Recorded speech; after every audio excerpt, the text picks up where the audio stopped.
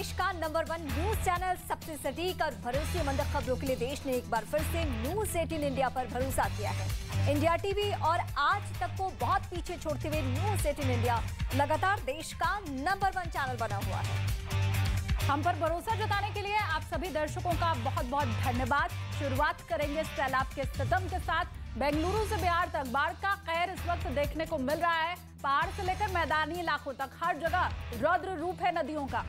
और मॉनसून के पलटवार की सबसे हैरान करने वाली तस्वीरें बेंगलुरु से सामने आ रही हैं, जहां पर पिछले 90 सालों में एक दिन में सबसे ज्यादा बारिश हुई है।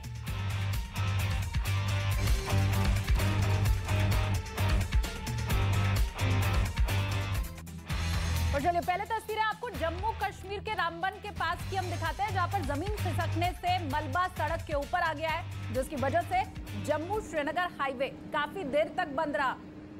हालांकि मलबा हटने के बाद यहां पर हाईवे को एक तरफ से खोल दिया गया, लेकिन यहां पर जो गाड़ियां थी उन्हें फिलहाल लगातार निकाला जा रहा है।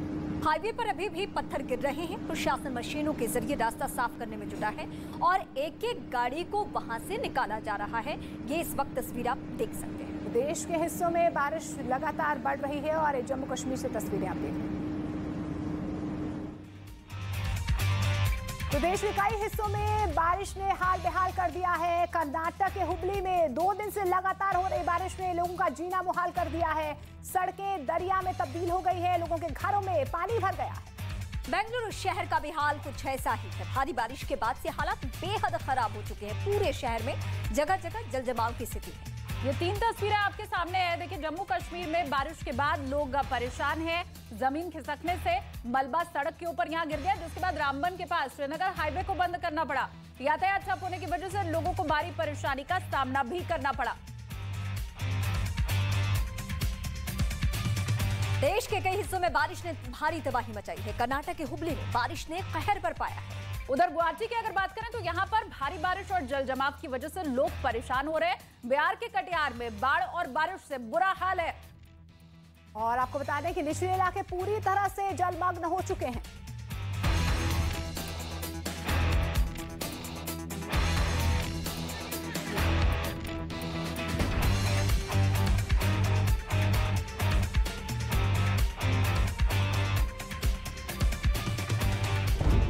बाढ़ का कहर, डूब गए गांव शहर, कई शहर हुए पानी पानी, सड़कें दरिया में तब्दील, लोग घर छोड़कर जाने को मजबूर। देश के कई जिलों में बारिश ने तबाही मचाई है। कर्नाटक के हुबली में आसमान से बरसी आफत ने सब कुछ तबाह कर दिया है। सड़कें दरिया में तब्दील हो गईं, मकान दुकान सब पानी में डूब गए। घरों में पानी घुस जाने से लोगों की मुश्किलें बढ़ गईं। कुछ परिवार अपना सामान लेकर सुरक्षित जगहों पर पलायन कर रहे हैं। उधर गुवाहाटी में कुछ घंटों की बारिश ने लोगों को परेशान कर दिया। सड़कें तालाब में तब्दील हो गईं। यहां घुटनों तक पानी जमा हो गया, जिसकी वजह से लोगों को आने जाने में काफी दिक्कतों का सामना करना पड़ा। जल भराव की वजह से कई लोगों की गाड़ियां पानी में फंस गई। सब बारिश होने से ही ये रास्ता पूरा पानी से ब्लॉक हो जाता है। आज तो थोड़ा ज्यादा बारिश हुआ है, इसीलिए आप ही देखिए ये कितना पानी हो गया। लोगों का कहना है कि हर साल इस रास्ते का यही हाल होता है और थोड़ी ही बारिश में ये रास्ता पानी से लबालब भर जाता है, जिसकी वजह से लोगों को काफी परेशानी होती है। लेकिन कई साल बीत जाने के बाद भी प्रशासन की ओर से इसे लेकर कोई ठोस कदम नहीं उठाए गए। बिहार के कटिहार में बाढ़ और बारिश लोगों के लिए मुसीबत का सबब बनी है।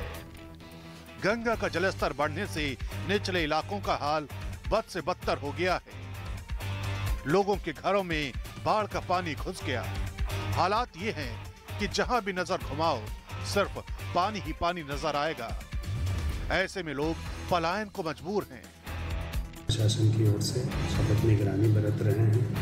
लगभग 72 सरकारी या प्राइवेट नाव का परिचालन किया जा रहा है। प्रशासन की ओर से लोगों को शिफ्ट करने के लिए करीब 72 बोट तैनात की गई।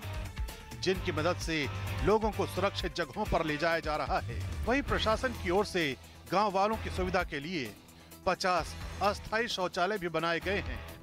साथ ही मेडिकल कैंप भी लगाए गए हैं। तो बिहार के कटिहार की तस्वीर आपने देखी। अब अगली खबर भी बिहार से ही है, जहां दानापुर में नाव पलटने से बड़ा हादसा हो गया है। 7 लोग अभी तक लापता बताए जा रहे हैं और लापता लोगों की तलाश के लिए एनडीआरएफ की टीमें लगातार ग्राउंड जीरो पर मौजूद है और लगातार नदी में तलाश चल रही है। 10 लोग लापता हुए थे, जिसमें से 3 लोगों के शव एनडीआरएफ की टीम ने बरामद कर लिया है। ये तस्वीरें इस वक्त हम आपको दानापुर से दिखाते हैं।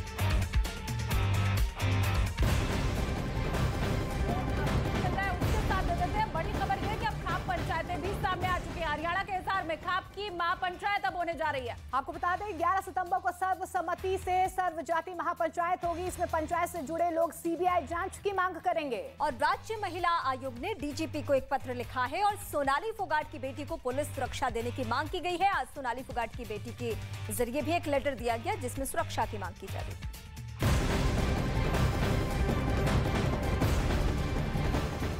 तो एक और बड़ी खबर सोनाली फोगाट मर्डर केस से जुड़ी हुई इस वक्त सामने आ रही है। आलीशान गाड़ियों की शौकीन सोनाली फोगाट के नाम पर एक भी गाड़ी नहीं थी। यह बड़ी अपडेट इस मामले में।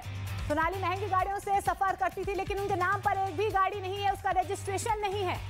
ये दावा न्यूज़ 18 इंडिया से बातचीत में खुद सोनाली के भाई वतन ढाका ने किया है। वो दावा सुनिए आप। हमारे साथ मौजूद हैं सोनाली के भाई वतन ढाका जी, इनसे हम बात करते हैं। वतन जी, कई सारी चीज़ें निकल कर आई तब से अब तक, जब से सोनाली गुजरी हैं, और अब कहा जा रहा है कि सोनाली की कारों को लेकर नया खुलासा ये हुआ है कि उनकी कार उनके नाम पर नहीं है। इस तरह की बातें की जा रही हैं। अभी उनके पास 2 ही गाड़ियाँ थी, क्योंकि वो चेंज करते रहते थे। अभी तो उनके पास एक एस्कोडा की और एक सफारी, जो सफारी गाड़ी है टाटा सफारी की, वो गुड़गांव फ्लैट में है। आप मीडिया वालों ने देखा ही है। और एस्कोडा का बता रहे हैं कि वो कोई काम रिपेयरिंग के लिए गैरेज में गई हुई है। और टाटा सफारी का जो मैंने बोला भी गाड़ी नाम करवा लो, तो उन्होंने कहा भी एनओसी मंगा रखी है।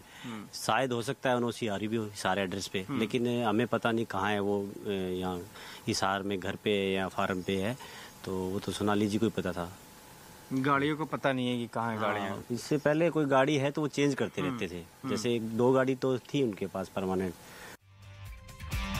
तो सोनाली फोगाट की जिंदगी को सुधीर सांगवान पूरी तरह से कंट्रोल करता था। सोनाली किससे मिलेगी, किससे बात करेगी, ये भी वही तय करता था।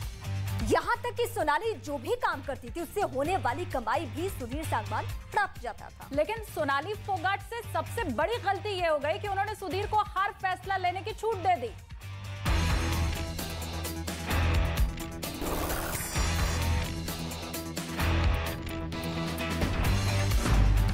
सोनाली फोगाट मर्डर केस में नए राज का पर्दाफाश।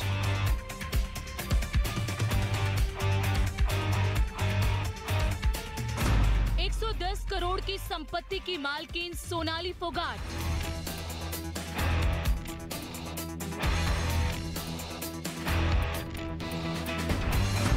लेकिन सुधीर सांगवान ने बनाया पाई पाई को मोहताज।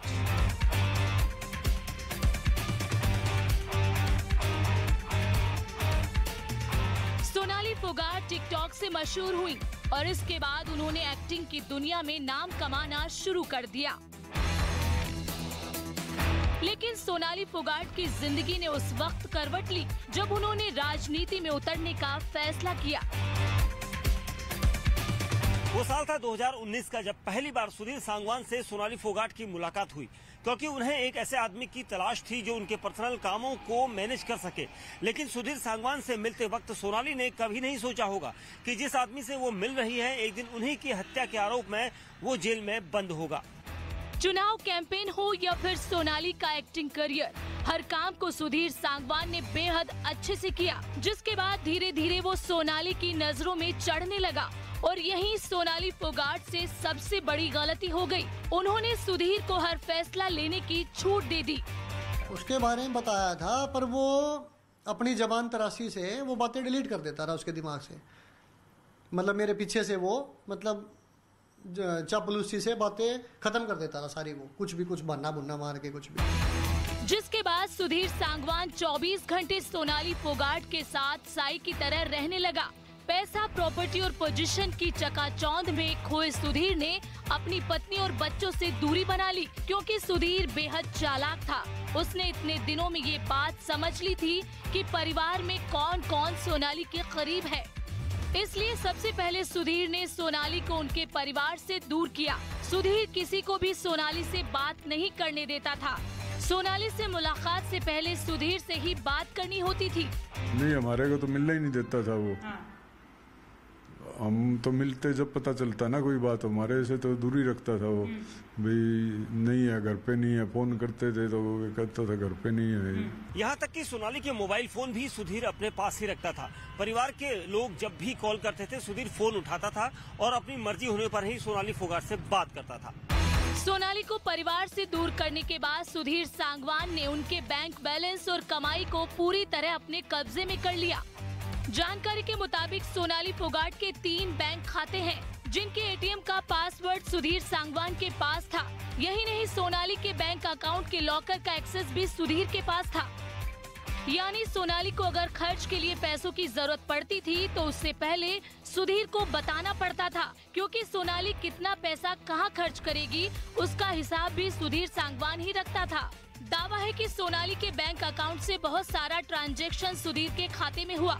ये बताया गया कि एक्टिंग, शो या अन्य कमाई के लिए होने वाले कॉन्ट्रैक्ट को सुधीर ही फाइनल करता था और कमाई का बड़ा हिस्सा सुधीर सांगवान हड़प लेता था। सोनाली से परिवार के लोगों ने कई बार इसकी शिकायत की, लेकिन वो उनकी बात नहीं मानती थी। परिवार का आरोप है कि तंत्र मंत्र के जरिए सुधीर ने सोनाली को अपने वश में कर लिया था, इसलिए वो सुधीर की सारी बातें मानती थी। हाँ, लाता था तांत्रिक वगैरह। यहाँ भी अभी हमें पता चला है कि जैसे यहाँ भी 2-3 बार ले आए हैं फार्म पे, और इनको भी राजस्थान 2-3 बार लेके गया है तांत्रिक के पास। तांत्रिक विद्या से और जो भी वो उसको माइंड वॉश करना और जो सारी चीज थी वो उसको करता था। परिवार का तो यहाँ तक कहना है कि एक बार सुधीर ने पैसों के लालच में खुद सोनाली के घर में चोरी करा दी थी। 1 महीना जब मुंबई रहे, जब पीछे से उनके यहाँ कोई 1 रुपए कुछ भी गायब नहीं होता है, और जब शादी के तुरंत बाद जब किसी को ये पता लगता है भी ज्वेलरी भी आ गई और पैसा भी आ गया, उसके तुरंत बाद चोरी हो जाती है। तो ये चीजें सिर्फ सुधीर सांगवान को पता है भी कब पैसा है और कब ज्वेलरी है, बाहर के आदमी को तो पता ही नहीं। जबकि सोनाली की मौत के बाद से उनकी 3 गाड़ियां गायब है, जिनका पता लगाया जा रहा है। सोनाली फोगाट केस की जांच के दौरान पता चला है कि उनके नाम पर बहुत सारी प्रॉपर्टी थी, जिस पर सुधीर सांगवान नजरें गड़ाए बैठा था। सोनाली फोगाट के नाम पर हरियाणा के हिसार में एक फार्म हाउस है, दिल्ली के संत नगर में एक घर और 3 दुकानें हैं। एक घर गुरुग्राम में है, जबकि नोएडा के एक हाउसिंग सोसाइटी में फ्लैट है, जिसे किराए पर दिया गया है। इसके अलावा कुछ और प्लॉट सोनाली के नाम पर होने का दावा किया जा रहा है। पुलिस का कहना है कि सोनाली की करोड़ों की प्रॉपर्टी पर सुधीर की पैनी नजर थी। वो हर कीमत पर सोनाली का फार्म हाउस 20 साल के लिए 5,000 रुपए महीने की लीज पर लेना चाहता था, जिसकी मार्केट वैल्यू इस वक्त 6.5 करोड़ से ज्यादा है। सुधीर सांगवान ने फार्म हाउस लीज पर लेने के लिए कागजात भी तैयार करा रखे थे, बस उसे सोनाली के एक हस्ताक्षर की दरकार थी। फार्म हाउस लीज पर लेने से पहले सुधीर ने पूरे स्टाफ को धीरे धीरे हटाना शुरू कर दिया था और अपनी पसंद के लोगों को काम दिया था। सुधीर बेहद शातिर था। उसका अंदाजा इसी बात से लगाया जा सकता है कि गुरुग्राम में सुधीर ने एक फ्लैट किराए पर लिया था, जिसमें पत्नी के कॉलम में सोनाली फोगाट का नाम लिखवाया था। यही नहीं, सुधीर जानता था कि सोनाली राजनीति में एक्टिव है, उनकी कई बड़े नेताओं से अच्छी पहचान है।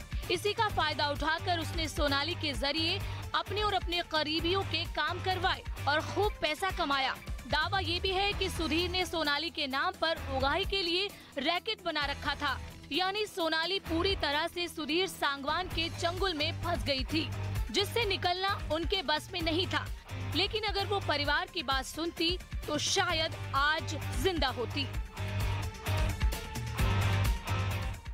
और टीआरपी की रेस में न्यूज 18 इंडिया की बादशाहत लगातार कायम है। आपका पसंदीदा न्यूज चैनल न्यूज 18 इंडिया आज तक पर अब बहुत बड़ी बढ़त बना चुका है। इस हफ्ते की टीआरपी में न्यूज 18 इंडिया को आज तक से 16% ज्यादा दर्शकों ने देखा है। प्राइम टाइम में न्यूज 18 इंडिया के पास 14.3% मार्केट शेयर है, जबकि 12.2% के साथ आज तक बहुत पीछे है। जी न्यूज और एबीपी न्यूज मिलकर भी न्यूज 18 इंडिया से बहुत पीछे हैं। आपका भरोसा हमें लगातार देश का नंबर 1 न्यूज चैनल बना रहा है। आज तक और इंडिया टीवी को पछाड़ न्यूज 18 इंडिया बना भारत का नंबर 1 न्यूज चैनल। देखते रहिए न्यूज 18 इंडिया। और उसके आसपास के इलाकों में कुल 14 लोगों की मौत हो गई और इसके साथ ही हजारों लोगों को सुरक्षित जगहों पर भेज दिया गया ताकि उनकी जान बचाई जा सके।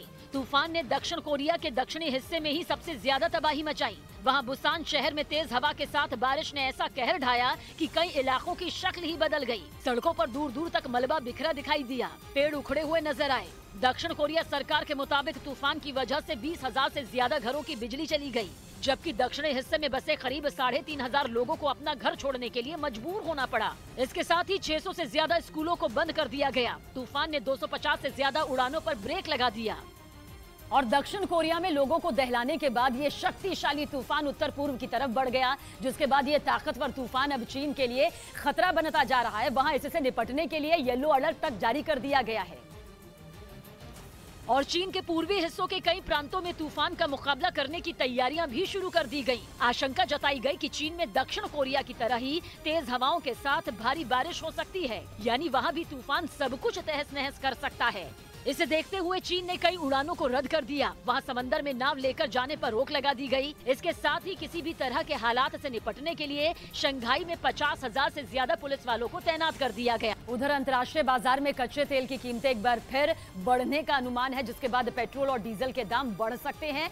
कच्चा तेल एक्सपोर्ट करने वाले देशों के संगठन ओपेक प्लस के एक फैसले की वजह से एक बार फिर तेल की कीमतों में आग लगने वाली है, जिसका असर बाजार पर दिखने भी लगा। पिछले कुछ दिनों से कच्चे तेल की कीमतें अंतर्राष्ट्रीय बाजार में $90 प्रति बैरल के करीब बनी हुई थी, लेकिन ओपेक प्लस देशों के एक फैसले के बाद कीमतों में 3% से ज्यादा का उछाल दर्ज किया गया। ओपेक प्लस उन देशों का संगठन है जो कच्चा तेल एक्सपोर्ट करते हैं, उनमें रूस भी एक है। इन देशों ने कच्चे तेल का उत्पादन कम करने का फैसला किया है।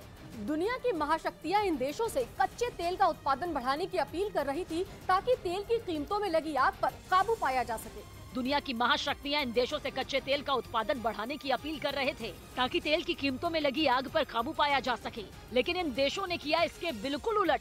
कच्चे तेल का उत्पादन और कम करने का फैसला कर लिया। कच्चे तेल के उत्पादन का सीधा असर उसकी कीमतों पर पड़ता है। अगर मांग के बराबर सप्लाई हो जाए तो कीमतें काबू में रहेंगी, लेकिन अगर मांग ज्यादा हो और सप्लाई कम हो तो कीमतें बढ़नी तय हैं। तेल का खेल अब कुछ इसी रास्ते पर चल पड़ा है। जबकि कच्चे तेल का उत्पादन ओपेक प्लस देशों ने उस वक्त कम करने का फैसला किया था जब पूरी दुनिया में कच्चे तेल की मांग काफी कम थी, यानी 2020 में जब पहली बार कोरोना महामारी ने पूरी दुनिया पर ब्रेक लगा दिया था और पूरी दुनिया में एक साथ सख्त लॉकडाउन लगाया गया। जब गाड़ियां चलनी बंद हुई तो पेट्रोल और डीजल की खपत भी कम हो गई। उसी वक्त कच्चे तेल की कीमतें $30 प्रति बैरल तक पहुंच गई थी। तब हालात संभालने के लिए ओपेक प्लस संगठन ने कच्चे तेल का उत्पादन कम करने का फैसला लिया था, लेकिन उसके बाद उस फैसले को पलटा नहीं गया था। लॉकडाउन हट भी गए और दुनिया कोरोना से आगे भी बढ़ गई। सब कुछ पहले जैसा हो गया, लेकिन कच्चे तेल का उत्पादन बढ़ाया नहीं गया था, क्योंकि कच्चे तेल का उत्पादन कम रखने में ही ओपेक प्लस देशों को ज्यादा फायदा होना तय है। अगर उत्पादन बढ़ेगा तो कीमतें भी कम होंगी, जिससे ओपेक प्लस का नुकसान होगा। लेकिन अब कच्चे तेल के उत्पादन में हर दिन 1 लाख बैरल की कटौती बाजार पर बड़ा असर डालने वाली है, क्योंकि इस फैसले की वजह से दुनिया के उन सभी देशों का गणित बिगड़ना तय है जो कच्चे तेल का इंपोर्ट करते हैं। महंगे तेल की वजह से उन सभी देशों की अर्थव्यवस्था पर भारी बोझ पड़ने वाला है, क्योंकि पहले ही पूरी दुनिया में महंगाई लोगों का हाल बेहाल कर रही है। अमेरिका से यूरोप तक और ब्रिटेन से अफ्रीका तक दुनिया की बड़ी बड़ी अर्थव्यवस्थाएं मंदी के कगार पर पहुंच गई हैं। ऊपर से यूक्रेन जंग के कारण बड़े व्यापारिक समीकरणों ने दुनिया को बेहाल कर रखा है। ये वो हालात हैं जिनकी वजह से ओपेक प्लस देशों को तेल का उत्पादन घटाने का फैसला करना पड़ा।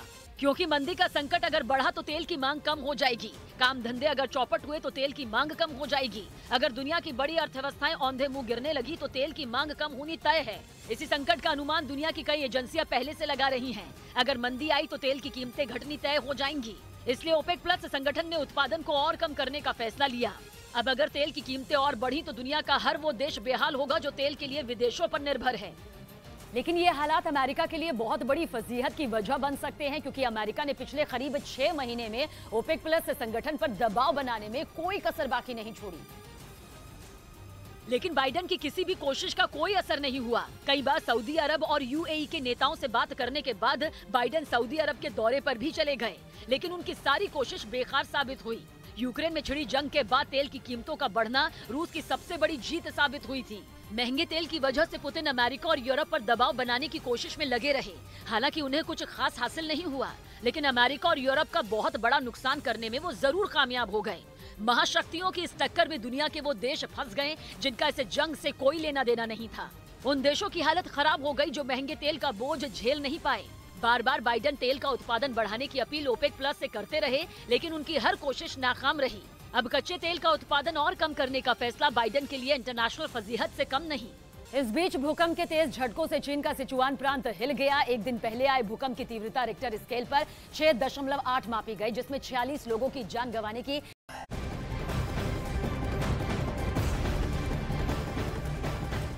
और इस बीच आपको बता दें, व्लादिवोस्तोक में आयोजित किए जा रहे 7वें पूर्वी आर्थिक फोरम में प्रधानमंत्री नरेंद्र मोदी ने वर्चुअल हिस्सा लिया है। इस मौके पर प्रधानमंत्री नरेंद्र मोदी ने कहा कि यूक्रेन रूस युद्ध से सप्लाई चेन पर इसका असर पड़ा है। व्लादिवोस्तोक मैरीटाइम कॉरिडोर की या नॉर्दर्न सी रूट की भविष्य में कनेक्टिविटी हमारे संबंधों के विकास में महत्वपूर्ण भूमिका निभाएगी। भारत आर्कटिक विषयों पर रूस के साथ अपनी भागीदारी को मजबूत करने के लिए इच्छुक है। ऊर्जा के क्षेत्र में भी सहयोग की अपार संभावनाएं हैं। ऊर्जा के साथ साथ भारत में फार्मा और डायमंड्स के क्षेत्रों में भी रशियन फार ईस्ट के महत्वपूर्ण निवेश किए हैं। एक्शन मोड में आ गई और रेस्क्यू टीम के साथ फायर ब्रिगेड के कर्मचारियों और आपदा प्रबंधन की टीम को तुरंत भूकंप से प्रभावित जगहों के लिए रवाना किया गया। बताया गया कि इस काम में फायर विभाग के करीब 1100 कर्मचारियों की मदद ली गई। साथ ही 50 लोगों की रेस्क्यू टीम और आपदा प्रबंधन की टीम के करीब 100 कर्मचारियों को लोगों की मदद के लिए रवाना किया गया। इन सब के अलावा भूकंप से प्रभावित लोगों के लिए हजारों टेंट लगाए गए, जहां उनके लिए कंबल से लेकर खाने पीने की व्यवस्था की गई। यही नहीं, एक हेलीकॉप्टर को भी राहत बचाव के काम में लगाया गया। उधर झारखंड के धनबाद में मुथूट फाइनेंस में दिन दहाड़े लूट के इरादे से आए लुटेरों की पुलिस के साथ मुठभेड़ हो गई, जिसमें एक बदमाश मारा गया जबकि 2 को दबोच लिया गया। बताया गया कि 5 लुटेरे हथियारों के साथ फाइनेंस कंपनी के अंदर दाखिल हुए, लेकिन इसी दौरान खबर मिलते ही फौरन एक्शन में आते हुए पुलिस ने सभी बदमाशों को अंदर ही घेर लिया।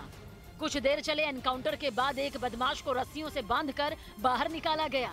कुछ जवान उसे इसी तरह पकड़कर पुलिस की गाड़ी तक ले गए। दिन दहाड़े गोलियों की तड़तड़ाहट सुनकर बाहर भारी भीड़ इकट्ठा हो गई, जिनमें कुछ लोग इस घटना का वीडियो बनाते रहे। उसके दूसरे साथी को भी इसी तरह रस्सियों में जकड़कर जमीन पर लिटा दिया गया। उसके ऊपर एक जवान बंदूक ताने दिखा तो बाकी पुलिस वाले उसे घेर कर खड़े रहे। पास ही उस बदमाश के हथियार और गोलियां भी नजर आईं। थोड़ी दूर पर स्कूटर के बगल में मारे गए तीसरे लुटेरे का शव पड़ा दिखा। और बताया गया कि इससे पहले जब हथियारों से लैस लुटेरे मुथूट फाइनेंस के अंदर घुसे तो उन लोगों ने चोर कर्मचारियों को डराने की कोशिश भी की, लेकिन तभी पुलिस वाले वहां पहुंच गए, जिन्हें देखकर वो भागने लगे। लेकिन उनके रफू चक्कर होने से पहले ही पुलिस ने सबको घेर लिया। शूटआउट में एक वहीं ढेर हो गया, जबकि 2 गिरफ्तार कर लिए गए। पता चला पुलिस ने तुरंत एक्शन लेते हुए इनकाउंटर किया है। वहीं मौके से फरार 2 बदमाशों को पकड़ने के लिए पुलिस सर्च ऑपरेशन चला रही है। दिल्ली के पास गाजियाबाद के एक हाउसिंग सोसाइटी की लिफ्ट में एक ऐसी दिल दहला देने वाली घटना हुई जिस पर हंगामा मच गया। लिफ्ट में एक पालतू कुत्ते ने 9 साल के बच्चे पर हमला कर दिया। घटना के वक्त कुत्ते की मालकिन भी लिफ्ट में मौजूद थी और उन्होंने कुत्ते के गले में बंधे पट्टे को पकड़ा हुआ था, लेकिन फिर भी कुत्ते के बच्चे ने काट लिया। 9 साल का बच्चा लिफ्ट में पहले से मौजूद था। उसके कंधे पर स्कूल का बैग था और वो ट्यूशन पढ़कर लौट रहा था। अचानक लिफ्ट का दरवाजा खुला और एक महिला अपने पालतू कुत्ते के साथ लिफ्ट में आ गई। महिला पीछे की तरफ आती गई, जबकि बच्चा पहले से पीछे था। कुत्ते के साथ महिला को देखकर बच्चे को शायद डर लगा होगा, इसलिए वो अगले हिस्से की तरफ जाने लगा, लेकिन तभी कुत्ते ने अचानक उस पर हमला कर दिया। बच्चा कराहने लगा, उसे बुरी तरह चोट लगी थी, लेकिन महिला का बर्ताव देखकर ऐसा जरा भी नहीं लगा कि उसे बच्चे पर रहम भी आया हो। बच्चे को इतनी जोर से चोट लगी थी कि उसका खड़ा होना भी मुश्किल हो गया था, लेकिन महिला केवल तमाशा देखती रही। लिफ्ट खुली तो महिला निकलने की कोशिश करने लगी। कुत्ते ने फिर बच्चे को काटने की कोशिश की, लेकिन वो बचने में कामयाब रहा। सोसाइटी की लिफ्ट में हुए इस हादसे ने लोगों को झकझोर कर रख दिया। कर्नाटक में जोरदार बारिश के बाद और बड़ी खबर महाराष्ट्र से। महाराष्ट्र के अमरावती में सांसद नवनीत राणा ने थाने में हंगामा कर दिया। एक बच्ची के गायब होने के बाद सांसद थाने गई थी। बच्ची के गायब होने के पीछे परिवार को लव जिहाद का शक है और इस मामले को लेकर सांसद नवनीत राणा थाने पहुंची अपने समर्थकों के साथ। सांसद ने पुलिस पर कॉल रिकॉर्ड करने का भी आरोप लगाया।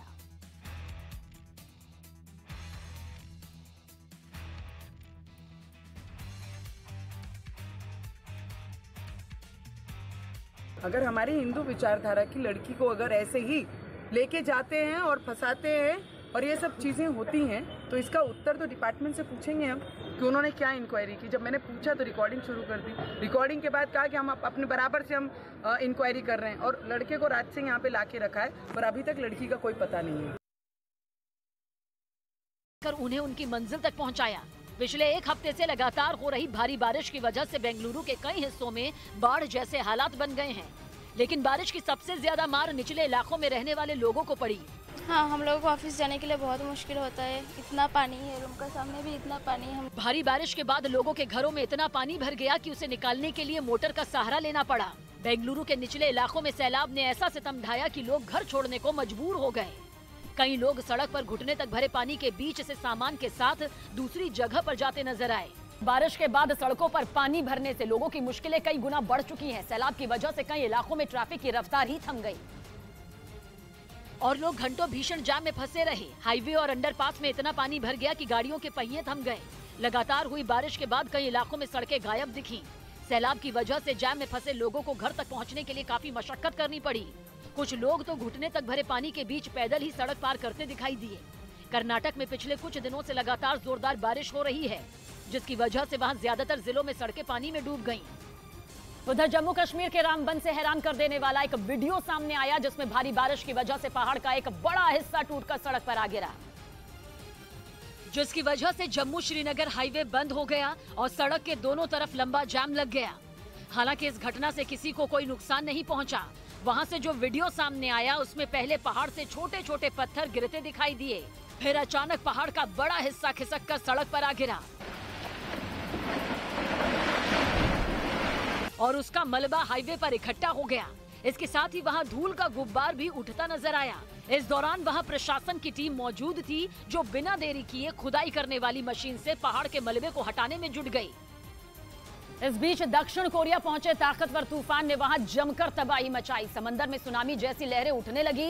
राजधानी सोल समेत दक्षिण कोरिया के कई हिस्सों में सड़कों पर सैलाब आ गया। तूफान की वजह से 20,000 घर अंधेरे में डूब गए। इस चक्रवाती तूफान को इस साल का सबसे खतरनाक तूफान कहा जा रहा है, जिसने दक्षिण कोरिया को दहला कर रख दिया। तूफान की वजह से दक्षिण कोरिया के दक्षिणी हिस्से में कुछ मिलीमीटर या सेंटीमीटर नहीं, बल्कि 3 फीट तक बारिश हुई। 3 फीट बारिश का मतलब कि शहर की सड़कों पर कमर तक पानी भरना। देखकर ऐसा लगा जैसे सड़क पर कोई नदी बह रही हो। दक्षिण कोरिया पहुंचा तूफान सबसे पहले छेजू द्वीप और बुसान शहर के तटवर्ती इलाकों से टकराया। चक्रवात की वजह से वहां 133 किलोमीटर प्रति घंटे से ज्यादा तेज हवाएं चली, जिसकी वजह से समंदर में सुनामी जैसी लहरें उठती दिखाई दी। वहां समंदर के किनारे सड़क से गुजर रही गाड़ियां भी उन लहरों की चपेट में आ गयी। 2 गाड़ियां तेजी से आगे निकल गयी, जबकि एक गाड़ी ने तो अपना रास्ता ही बदल लिया।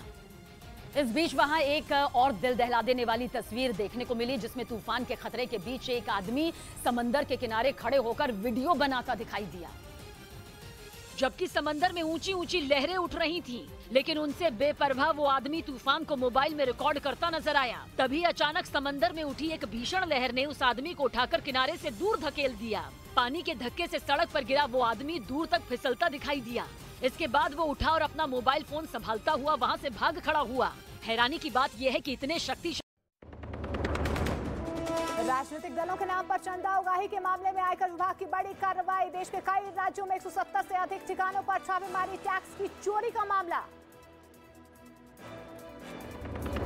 पश्चिम बंगाल में ममता सरकार के मंत्री मलय खट्टक के घर पहुंची सीबीआई। कोयला तस्करी मामले में आसनसोल के घर में तलाशी अभियान।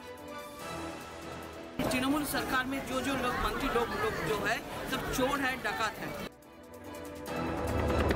सरकार के खिलाफ बीजेपी का प्रदर्शन। आबकारी नीति के खिलाफ सड़क पर उतरे बीजेपी कार्यकर्ता। मनीष सिसोदिया पर कार्रवाई की मांग। मनीष सिसोदिया जैसे लुटेरे को अरविंद केजरीवाल क्यों बचा रहे हैं?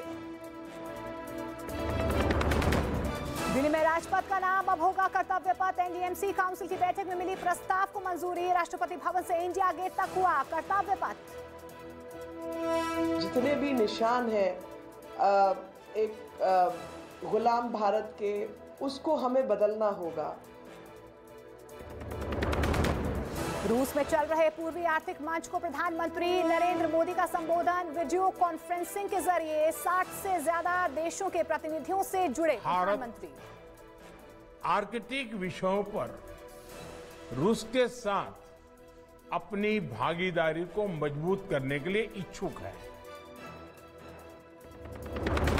आज होगी केंद्रीय मंत्रिपरिषद की बैठक। प्रधानमंत्री नरेंद्र मोदी की अध्यक्षता में कई अहम मुद्दों पर होगी चर्चा। अमरावती में समर्थकों के साथ थाने पहुंची सांसद नवनीत राणा। 19 साल की लड़की के गायब होने का मामला। लड़की के परिवार वालों को लव जिहाद का शक। 2024 से पहले विपक्ष को एक मंच पर लाने की कोशिशें तेज। सीपीआई एमएलए के महासचिव दीपांकर भट्टाचार्य से मिले नीतीश कुमार। राहुल गांधी और केजरीवाल से भी कर चुके हैं मुलाकात। न्यूज 18 इंडिया लगातार बना हुआ है देश का नंबर 1 न्यूज चैनल। काफी पीछे छूटा आज तक और इंडिया टीवी, जी और एबीपी न्यूज मिलकर भी न्यूज 18 इंडिया से पीछे।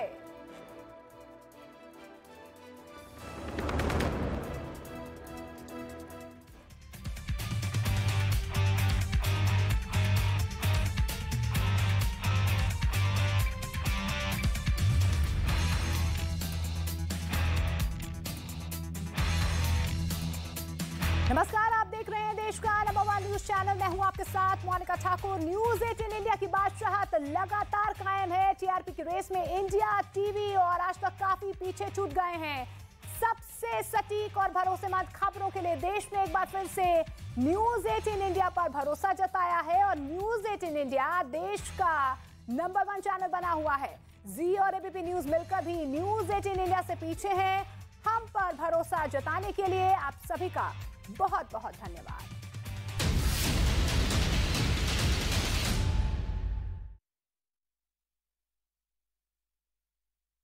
और अब आपको दिखाते हैं देश और दुनिया की 20 बड़ी खबरें।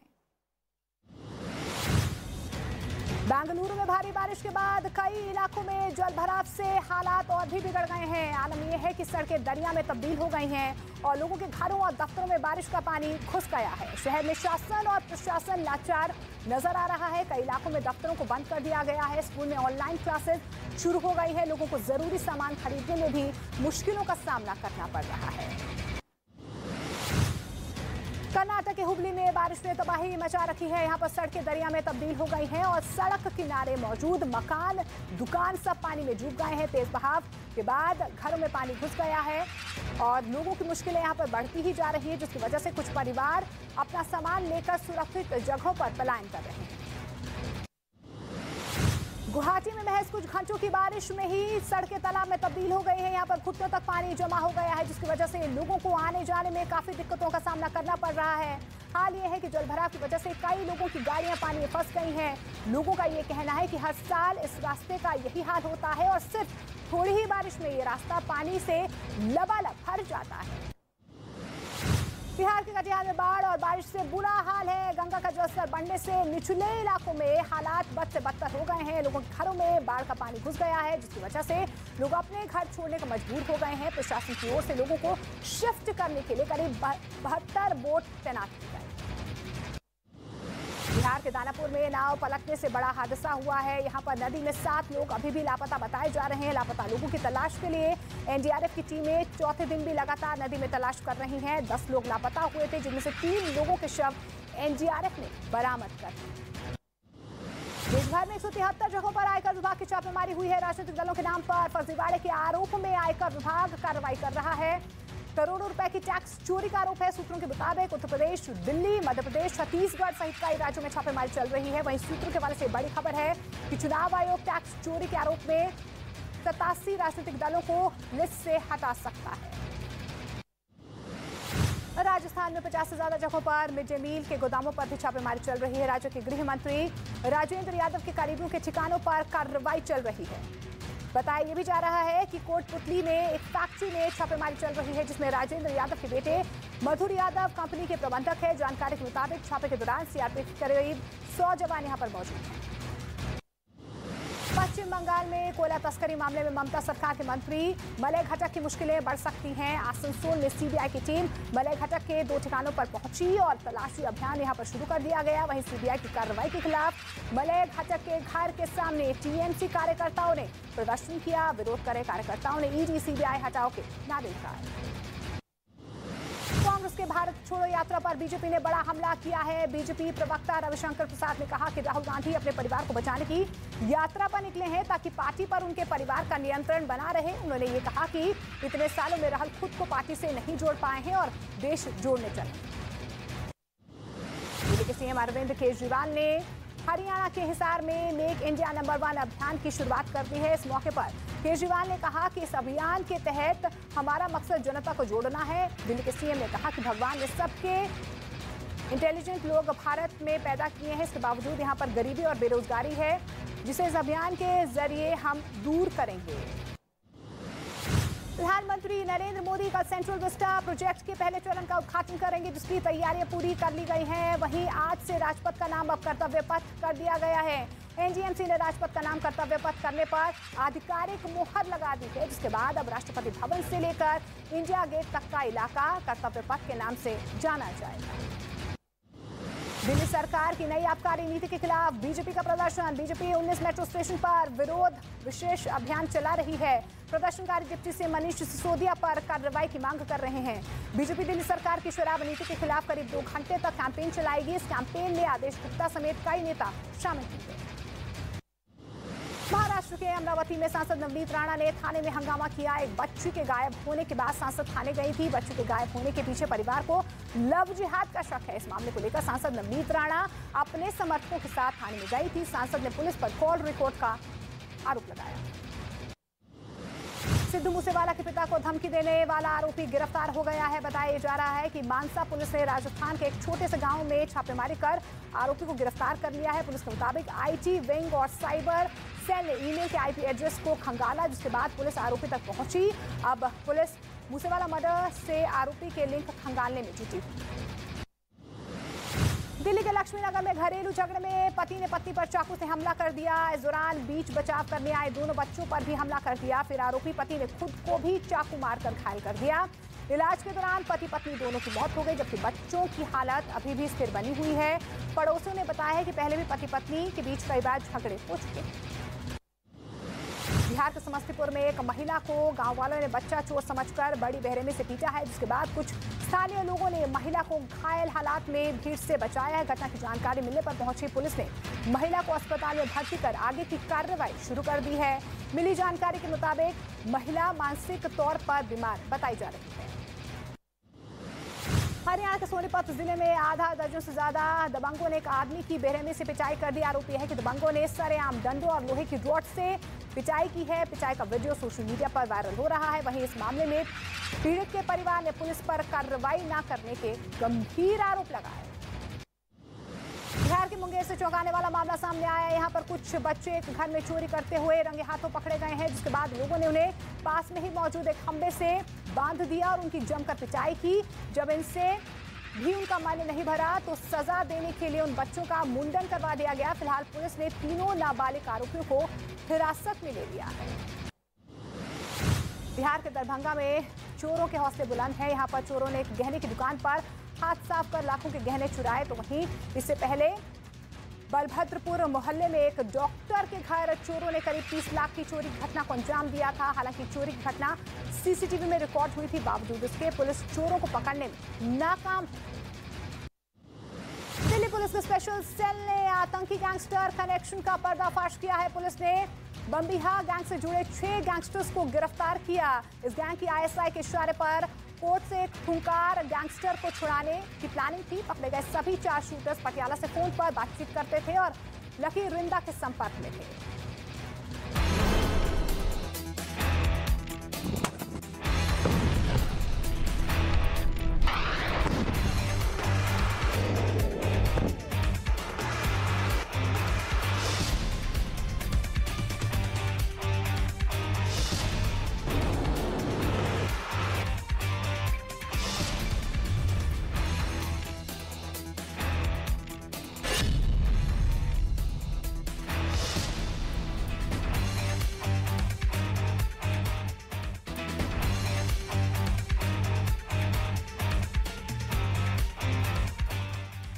ताइवान चीन के बिगड़ते रिश्तों के बीच फ्रांस के सांसदों का एक प्रतिनिधिमंडल ताइवान के दौरे पर जाने वाला है। इससे पहले अमेरिकी सीनेटर नैन्सी पेलोसी के ताइपे दौरे पर चीन को मिर्ची लग गई थी। इस बार यूरोपीय देश फ्रांस के ताइवान दौरे को लेकर के चीन एक बार फिर से भड़क सकता है। लेकिन पश्चिमी देशों की ताइवान के प्रति एकजुट जारी है और अपना प्रतिनिधिमंडल भेजकर ये जताया भी जा रहा है।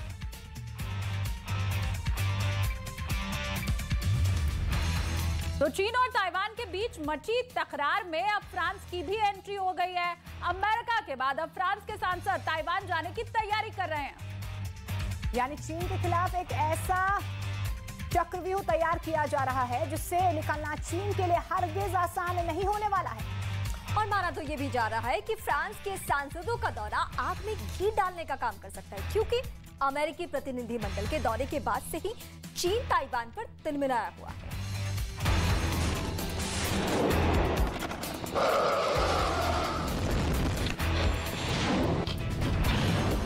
चीन को फिर उकसाने की साजिश।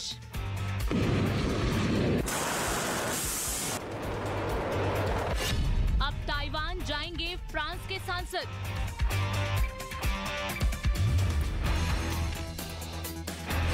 जंग के शोले भड़काने की तैयारी।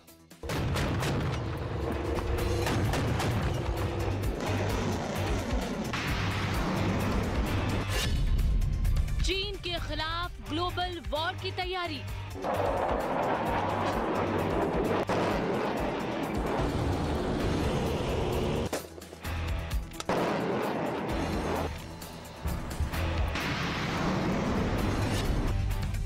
नैन्सी पेलोसी की यात्रा के बाद से ताइवान के आसमान को चीन ने अपनी वॉर प्रैक्टिस का हिस्सा बना लिया है।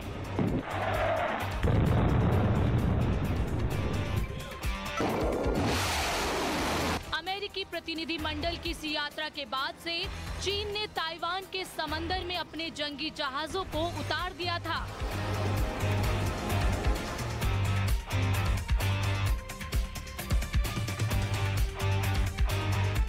तब से अब तक अगर चीन और ताइवान में कुछ कॉमन है तो वो है दोनों देशों का एक दूसरे के खिलाफ युद्धाभ्यास।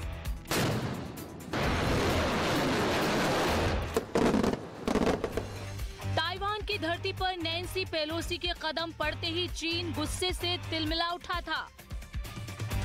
शी को लगने लगा था कि उनकी धमकियों का न तो ताइवान पर कोई असर हुआ है और न ही अमेरिका पर। यही वजह थी कि चीन के लड़ाकू विमान अब तक सैकड़ों बार ताइवान के हवाई क्षेत्र में घुसपैठ कर चुके हैं। लेकिन अब जो कुछ होने वाला है वो बेहद डराने वाला है, क्योंकि एक बार फिर चीन को उकसाने वाला प्लान तैयार कर लिया गया है।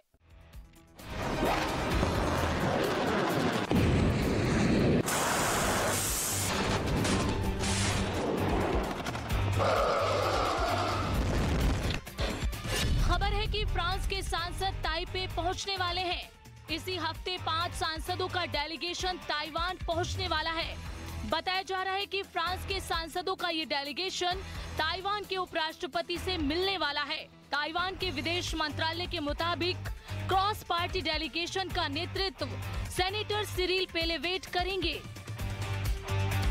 ये सब कुछ ऐसे वक्त में हो रहा है जब ताइवान स्ट्रेट के आसपास हालात बेहद नाजुक बने हुए हैं, लेकिन ताइवान का रुख चीन को लेकर एकदम साफ है कि किसी भी कीमत पर वो चीन की धमकियों के आगे सरेंडर करने वाला नहीं है। यही वजह है कि चीन के खिलाफ एक ऐसा ग्लोबल वॉर छेड़ने की तैयारी की जा रही है, जहां चीन को ताइवान के खिलाफ कोई भी कदम उठाने से पहले 10 बार सोचना पड़े।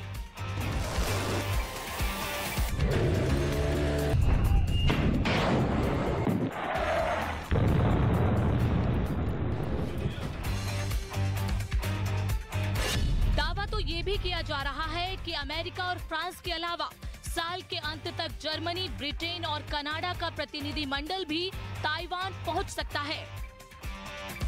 उधर चीन के खिलाफ इस वैश्विक चक्रव्यूह को मजबूती देने के लिए फिलीपींस भी आगे आ गया है। दावा किया जा रहा है कि अमेरिका ने फिलीपींस को ताइवान का साथ देने के लिए अपनी ओर कर लिया है। अमेरिका में फिलीपींस के राजदूत जोस मैनुअल रेमुल्डेस के मुताबिक दक्षिण पूर्व एशियाई देश ताइवान के साथ संघर्ष में अमेरिकी सेना को अपने सैन्य अड्डों का इस्तेमाल करने की अनुमति देगा। इसके बदले अमेरिका ने भी फिलीपींस की सुरक्षा का वादा किया है। जाहिर है ये सारे समीकरण चीन को उकसाने वाले हैं, जिसका सीधा मतलब है कि चीन कभी भी ताइवान में जंग की चिंगारी को भड़का सकता है। और अगर ऐसा हुआ तो जिस तबाही और बर्बादी को दुनिया ने यूक्रेन की जंग में देखा, उससे भयंकर तबाही चीन ताइवान युद्ध में हो सकती है।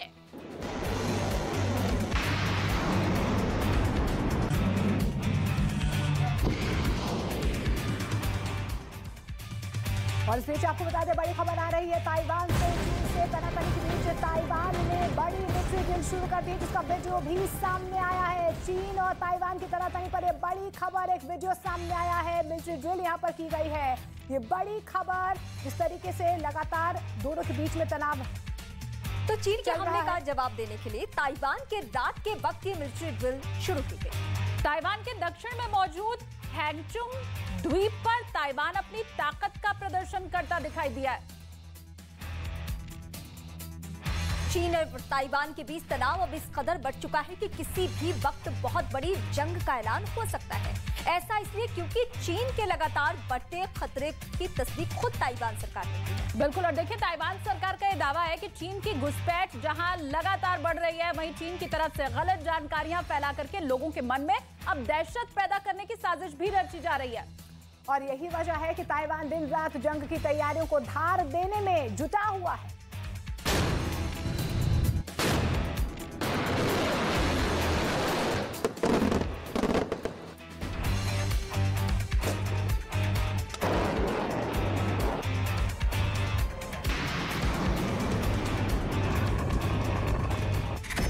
चीन को करारा जवाब देने की तैयारी।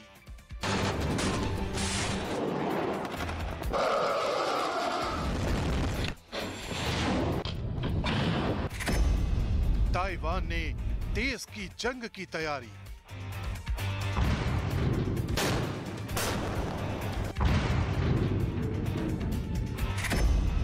ताइवान का ऑपरेशन मिडनाइट।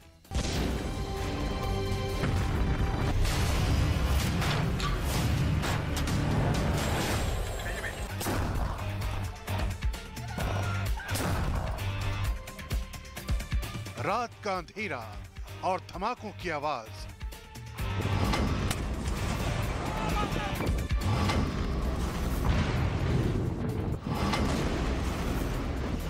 चीन के लगातार बढ़ते खतरे ने ताइवान को इस वॉर ड्रिल के लिए मजबूर कर दिया है।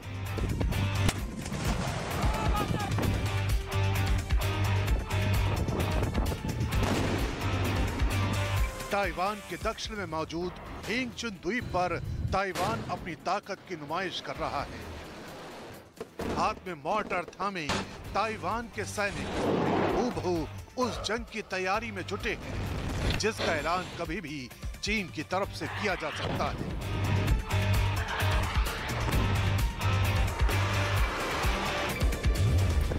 ताइवान पर मंडराता चीन का ये खतरा कितना बड़ा हो चुका है, इस बात की तस्दीक ताइवान सरकार का यह बयान करता है। 台海周边的情势持续紧张，威胁从来没有中断。除了共机共建频繁侵扰之外，利用假讯息企图影响国内民心的认知作战，以及运用无人机侵扰的灰色领域地带的手段，层出不穷。 यानी चीन किसी भी कीमत पर पहले ताइवान के खिलाफ मनोवैज्ञानिक जंग को जीतना चाहता है। इसके लिए बाकायदा चीन की तरफ से प्रोपेगेंडा वॉर छेड़ा जा रहा है, जिसमें कभी ताइवान की सेना को दुनिया के सामने कमजोर साबित करने की कोशिश की जाती है, तो कभी ताइवान के सरहद में अपने ड्रोन भेजकर ये जताने की कोशिश करता है कि चीन की सेना के आगे ताइवान की सेना की कोई बिसात नहीं। इतना ही नहीं, चीन के ड्रोन ताइवान की सरहद में फूड पैकेट गिराकर भी ताइवान का मनोबल तोड़ने की कोशिश कर रहे हैं। यही वजह है कि ताइवान की सेना के मनोबल को बढ़ाने के लिए खुद राष्ट्रपति साई इंग वेन लगातार सैन्य अभियानों का जायजा ले रही हैं। इतना ही नहीं, वो मौके पर पहुंचकर अपने सैनिकों का हौसला बढ़ाने में भी जुटी हुई हैं। 身为三军统帅，我对中华民国国军每一位官兵展现出自我防卫坚定信念和能力感到无比的骄傲。 ताइवान सरकार का दावा है कि चीन की इन्हीं साजिशों का जवाब देने के लिए ताइवान ने न सिर्फ अपने रक्षा बजट में बड़ा इजाफा किया है, बल्कि उस बजट में एंटी ड्रोन सिस्टम के लिए भी बड़ी व्यवस्था की गई है। इतना ही नहीं, चीन को चौंकाने के लिए ही ताइवान अपने सरहद के आसपास ऑपरेशन मिडनाइट शुरू कर चुका है।